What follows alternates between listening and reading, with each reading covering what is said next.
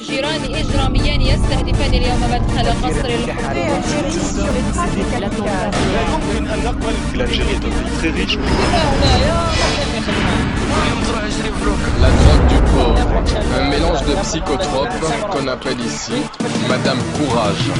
في راسي كوشمار، حياتنا كاملة ولا دمار، دم في التروطوار والموتى كل يوم في الأخبار، كلانا الأخبار الدعوة ولات خايبة، الدنيا خايدة والسرقة البلاد غايبة، الناس كلها مريضة تبكي عالشهرية، زادوا جابوا لها قنابل بشرية، هنا كل عشية لي بوم في السيترنات وتصاور وتصريحات في لي سيت انترنت، أصحاب السياسة يعيطوا الكرسي بلاستيك، والناس قاعدة تموت بالسيكات والبلاستيك، يتمسخروا بينا يقول لك ارواح فوتي علينا، والناس عايشة بالكاشيات في نص الروينة، الحراقة في المارينا، روح جيب الفلوكة، اطلع برك اللي يلقى حقبة يركب فوقها، والفونا الشعب وعيشوه غير في الزبلة، واللي يهز الزوالي يسدو تفلق غير من الزقلة، كوشمار الغش كل يوم في راسو، كوشمار الشعب كل يوم في راسو، كوشمار العالم كل يوم في راسو، كوشمار دمار همة وخمار، كوشمار الغش كل يوم في راسو، كوشمار الشعب كل يوم في راسو، كوشمار العالم كل يوم في راسو، كوشمار دمار همة وخمار، العالم كامل قلبه تحجر باقي يبس،